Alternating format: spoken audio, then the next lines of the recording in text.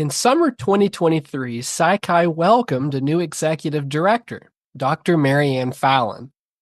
For this special episode, discover what Marianne's been up to during her first year and a half at the helm of Psi Chi. We'll also discuss her vision for the future of our professional organization.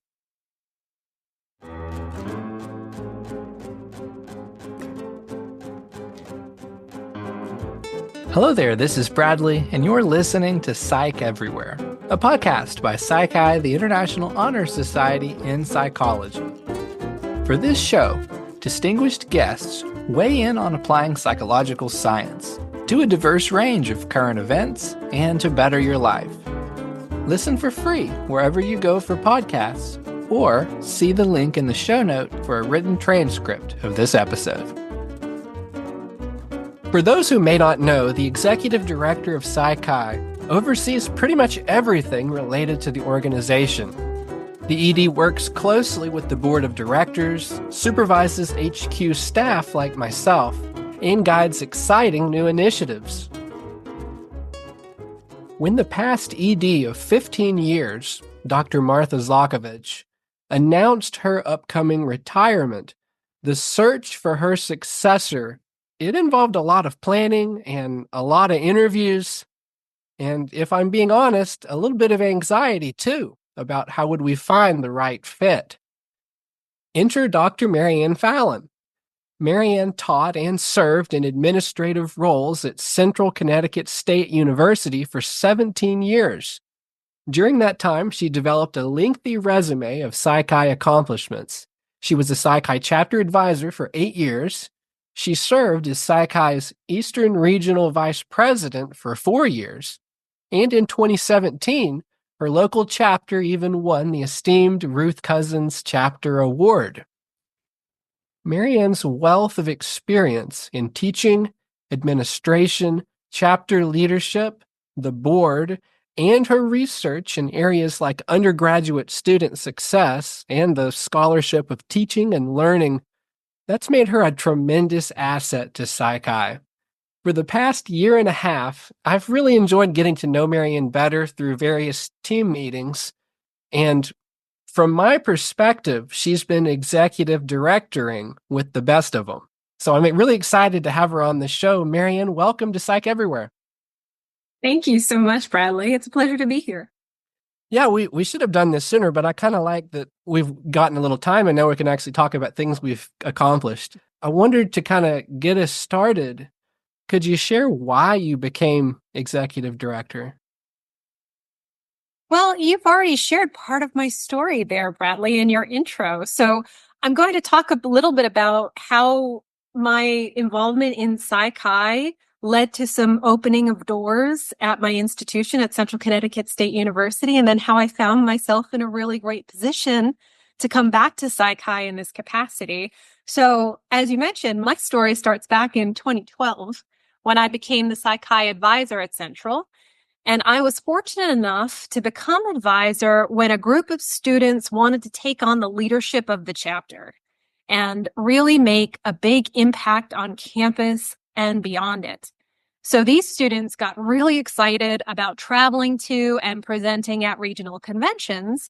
And those experiences were so impactful that I pursued the opportunity to make a difference in Psi Chi at the regional level as Psi Chi's Eastern Regional VP. And serving on Psi Chi's board just opened up a whole world of new leadership opportunities for me. And then I served as the Associate Vice President of Academic Affairs and Planning and Resources, as well as, and this is fun, the interim chairperson of the theater department. That was a trip.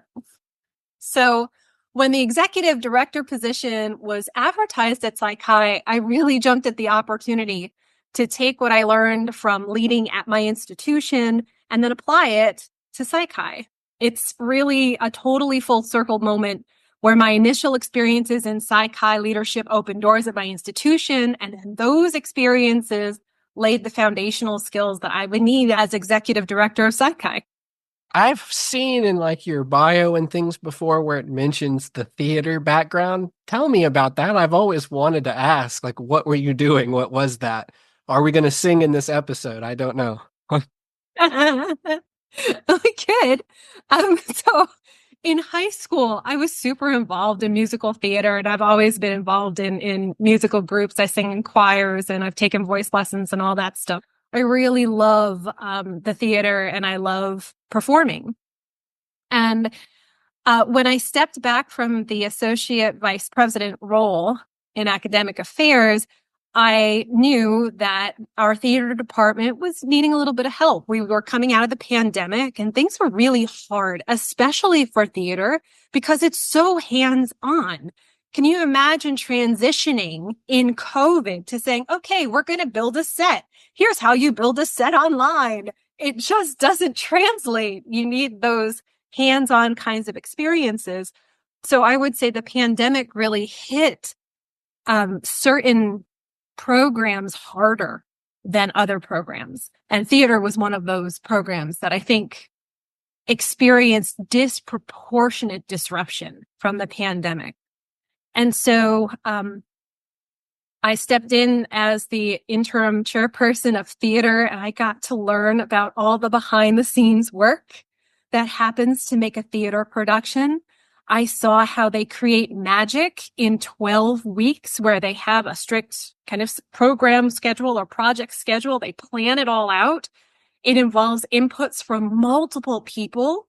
So I got to learn how so many people had to work together on a specific timeline with a certain vision and then see that process evolve as they learned new things, like saying, okay, well, we understand that this is the vision, but we can't quite make that happen. How are we going to adjust to try to make something that aligns with the vision, but isn't quite what we had in mind? So there's this beautiful process that happens over 12 weeks. It's super intense. But what comes out at the end, you would have no idea of everything that led up to that point. So being interim chairperson of theater was an amazing experience. Well, I'm going to ask who's more dramatic, whether it's the psychologist group or it's the musicians, but let's save that for another episode. So, what are you hoping to achieve as executive director of Psi Chi? My vision for Psi Chi is that we build an organization that inspires and supports our members to study and share psychology in ways that make a difference, that enhance our understanding of behavior, deepen our connection with others, lead healthier lives. And the key to realizing this vision is strengthening relationships. I want our faculty advisors who give so much of their time and talent to Psi Chi to feel supported and important, and that they have a community here in Psi Chi. I want our student members to feel that their membership opens doors for them, connecting with peers as passionate about psychology as they are, conducting impactful research, receiving financial support to further their educational pursuits, and in recognition of their excellence. So when I think about what I would like my legacy to be in this role, it's that I helped Psi Chi become stronger in every way I could, and that we're in a great position to meet the challenges of a rapidly changing world. I want every Psi Chi member to be able to say that Psi Chi changed their life for the better. I know the board of directors, they've identified 4 key outcomes for this year, and I'm sure that's kind of helped shape some of the work that you've been doing. Could you share what those outcomes are and why they're important? Sure. So, they're important, of course, to our mission. And to remind everybody, our mission is to recognize and promote excellence in the science and application of psychology. So the first outcome that the board wants to focus on is increasing the number of joining members, because we're only as strong as our membership. Membership in Psi Chi, as I said before, unlocks opportunities for students, awards, grants, scholarships that recognize and promote excellence. And we want to be able to say that all qualified students have access to these opportunities through their membership. So that's one. A second one is to increase our fiscal sustainability. And that sounds super boring, but it is super important. Actively pursuing fiscal sustainability allows us to pursue the mission and offer meaningful opportunities to our lifetime members. So we're increasing or trying to increase our sustainability through strengthening revenue and ensuring that our expenses are used responsibly and in ways that have the greatest impact for our members. A third thing that we're trying to do is to strengthen the culture of philanthropy. And when we hear the word philanthropy, we immediately think fundraising and getting money. But philanthropy is just so much more than that. We could not recognize and promote excellence in Psi Chi without the support of our members who give their time, their talent, their ties, and their testimony, in addition to their treasure. So strengthening this philanthropic culture means finding ways to value and support those who give to Psi Chi in various ways. How do we appreciate faculty advisors who give so much of their time and talent? How can we show how much we value people who share their testimony, their stories about Psi Chi, and how Psi Chi's made a difference in their lives? And the final outcome that we're focusing on is strengthening chapter experiences. So as you know, the initial entry point into Psi Chi is through a chapter at your institution. The stronger the chapter, the more students will see the value in investing in lifetime membership in Psi Chi. And I think chapter activities are the living embodiment of Psi Chi's mission.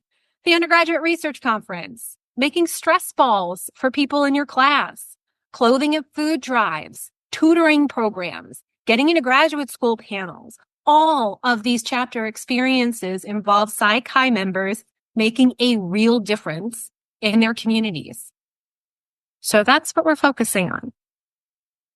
I think the primary way that you've chosen to do these things, both the board outcomes and also sort of your ideas to strengthen the relationships in Psi Chi, I think the primary way you've chosen to do this is through a process called continuous discovery.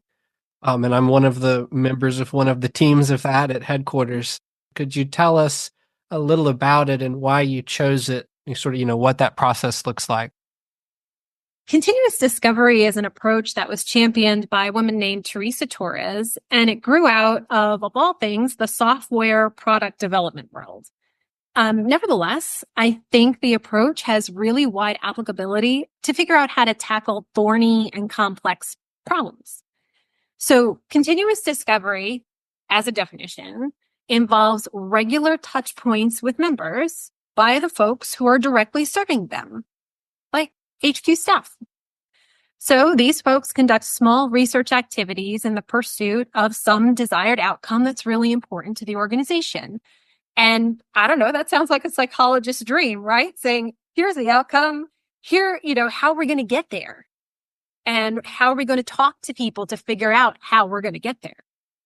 So, continuous discovery is systematic, though. It's a multi-step process that originates with an outcome, and that outcome is behavioral. Again, awesome for psychologists. That behavior is a change that's important to the overall health of the organization. So, for example, the outcome of increasing the number of joining members is really important to the overall health of Psi Chi. And then there are a number of other steps in continuous discovery that eventually lead you to pursuing a particular solution in service of an outcome. Now, often we'll jump straight into, what can we do? What can we do? That solution space. But there are some really important steps to do beforehand. So you're really understanding the space and making really intentional decisions about what you want to do. So one of the things that we do first, after we say we're going to pursue this outcome, like increase the number of joining members, is we map out the customer journey. So what does that mean? It means I'll ask a member, what is it like to join Psi Chi? Like, walk me through that process. What was your journey to joining Psi Chi? And from there, you can establish kind of like milestones. It's like, well, first I had to learn what Psi Chi was about. I need to know that the organization existed. And then I had to decide whether I wanted to join. And then I had to submit an application to my advisor. And then I had to step. And we map out that journey so that we understand different places in that process where we, Psi Chi HQ staff, might be able to make that process easier or influence that process in a positive way. So I mentioned that we learn about these journeys through talking with our members. And so we conduct one-on-one interviews with our members, and they take us through their journey. So for the psychologists who are listening, this is not like a structured interview per se, where you have a series of questions, predetermined questions that you're asking them because you have this research question that you want to examine. This is more, tell me about your story. Tell me about what you experienced, your lived experience. And then I can probe certain elements of that experience that may be unclear to me or that I think show some promise in thinking, oh, I'm hearing a need or a want or a pain point that I might be able to help with. So I want to learn more about those potential needs, wants, or pain points. So the interview really is this rich contextual tapestry of how people engage in a process. So once we have a sense of our customers, our members' needs, wants, and pain points, we can start mapping opportunities. So for each element of that customer journey, each step in that journey, there might be opportunities underneath that. So for example, if we're thinking about increasing the number of joining members, and one opportunity of that is weighing the decision of whether you want to join Psi Chi, well, maybe you need to know more about member benefits. So how are you going to find out about member benefits? Are those member benefits compelling? So all of those pieces fit as opportunities under that decision-making step in the journey. So you can imagine there's a whole bunch of opportunities. You can't possibly look at every single opportunity that you hear about. So you have to have some way of prioritizing what you think is going to be the most impactful opportunity. So here's where we use our critical reasoning skills and all the brains in the room to think about and debate vigorously what we think the most meaningful or impactful opportunity is going to be. And only then do we think about what we can do. Only then do we think about what solutions are going to help us drive this outcome. So then we think about multiple solutions. We know from research in psychology that the first couple of ideas that we have aren't the best ideas. We actually have to ideate multiple solutions, 10 solutions, 15 solutions. And some of them might be completely unfeasible. Doesn't matter. The whole point is to get some ideas down on paper, because the first couple of ideas you have, you might fall in love with, but they're not normally the best ideas.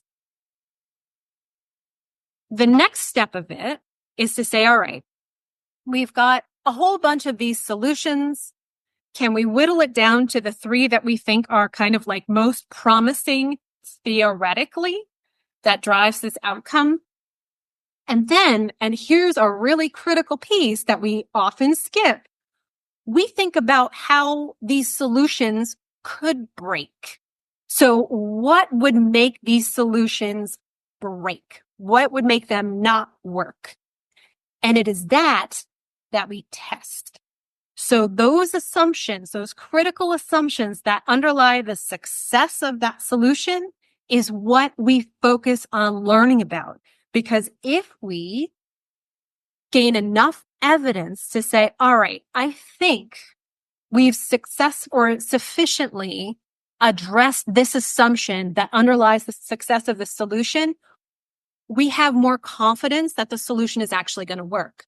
We don't want to implement a solution that we hope is going to work, and then we find out breaks later after we've invested all the resources in getting to that solution. What we want to try to do is break it before we implement it. And the way we do that is through testing our assumptions. So again, this is an amazingly exciting opportunity for a psychologist who loves research. It's not research in the scientific sense, but it's like, ooh, how can I break this? How many ways does this work? So once we've finally, tested our assumptions and we've said, okay, it looks like this solution is the one we want to go with. It's the one that we have the most confidence in because we've reduced the risk associated with that solution. Then we measure its impact. We implement it and we measure its impact and hopefully see that it works well.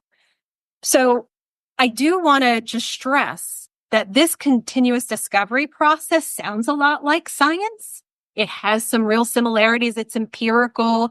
It's systematic. It's not science, though. It's not a pursuit of truth, and it's not exhaustive.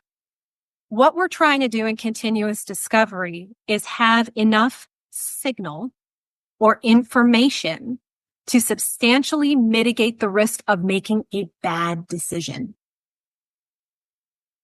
Could you share any opportunities or solutions that the staff are pursuing, particularly related to membership assistance and merchandise? Yeah, sure. So with respect to membership assistance, one of the things that we learned through those interviews is even though we have a membership assistance program where we waived a certain number of membership fees for a certain number of prospective members every year, we were not in any way meeting the demand. And in fact, there were some advisors who didn't even tell their students about the membership assistance program because they knew they couldn't satisfy the need. So they didn't even want to say it was an option. Last year and in previous years, in order to most broadly support the membership and all the chapters in the membership, we restricted the number of membership fee waivers to 2 per chapter. And that restriction, although it served the purpose of broadening the support, actually suppressed the use of membership assistance in some larger chapters where the need was greater than 2 students. So one of the things that we did was change the policy to not restrict the number of membership assistance waivers each chapter could request, each chapter advisor could request, because each chapter has very different needs and serve very different populations. Another thing that we learned is that we need to increase the capacity. We can't satisfy the demand of membership assistance with just 100 waivers. Our students have more financial need than that. And as an organization, we are aspiring to the ideal that we want every student who is qualified and wants to be a member of Psi Chi to have that opportunity. And with the board generously allocating 100 waivers, despite that generous allocation, we were not going to meet the actual demand of that. And so we had to examine ways that we could increase that capacity. And one of the ways that we're increasing that capacity is through philanthropy. So we have a membership assistance fund now that people can donate to. And we have a very generous donor who will match donations up to $10,000 so that we can raise funds to offset membership fees and offer membership to more qualified students who have financial burden. So we're really proud of our ability to increase the membership assistance that we offer. And we hope to extend that beyond what we did even last year. Last year, we were able to provide 239 membership waivers, including the 100 gifted by the board. And this year, we are hoping to offer even more by building that capacity. So that's membership assistance. And with merchandise, probably not surprising to anybody who's listening, one of the major things that came through with our merchandise interviews is that, well, we really like the graduation regalia, but it's kind of expensive. So we took a really hard look at our pricing for our graduation regalia and also our offerings for graduation regalia. And through those interviews and also some surveys that we conducted as well, we made some decisions for change. You'll notice that this year or this fall, we have our double-stranded graduation cords discounted by 30% to try to offer a high quality product at a fair price. We can't compete with large for-profit retail conglomerates and monoliths. We just can't compete with them. But what we can do is offer something that's high quality and that we have confidence in as an organization, and we can offer that at a fair price. So I will also just say, hey, watch the space come January, because there are new things that will be introduced as well. I can't wait to announce more changes to graduation regalia, especially. I know this year, in addition to the continuous discovery where you've been getting to talk to people that way, you've also been to a lot of Psi Chi conventions. Did you go to all the regionals? I did. I went to every single regional. Well, good for you. I wouldn't want to do that. That is a lot of trips. So I know you've also been kind of networking with members and volunteers that way. And so I was wondering, and I guess this one's kind of for me too, like what was that like and what kind of things did you learn from people face to face? Going to conventions was a wonderful part of my spring last year because the conventions were thriving. I had been to the Eastern Psychological Association pretty much every single year since about 2011, 2010 even. And of course, during the pandemic, the regional conventions suffered. So a lot of the conventions went online, and it just took quite some time to recover. And some people were not sure that regional conventions were ever going to recover from the pandemic. And last year, it was really clear that the regional conventions absolutely recovered and regained some of their vibrancy that they had pre-pandemic. So it was wonderful, wonderful to witness that. I had the opportunity to meet students and faculty advisors and speakers from all over the country. It was just such a mind expanding experience in multiple ways. Well, you've been in the role for a year and a half now. So I guess you're probably through most of the surprises that come with any new job as far as what it looks like and feels like. So how is it? Is it what you expected?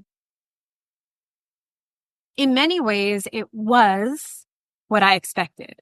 I expected to come in and have a fantastic, dedicated group of individuals who work at Psi Chi. I knew I was coming into that, and that was absolutely true. So all the HQ staff have been absolutely fantastic.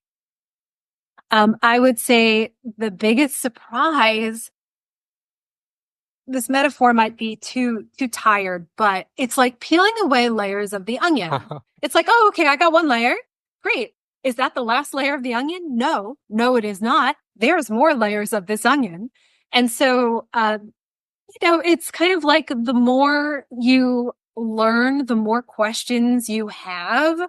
And so it's not that was surprising to me. I guess some of the things I learned, or the different avenues where I felt like, oh, there's still more layers to this onion, that might have been surprising to me.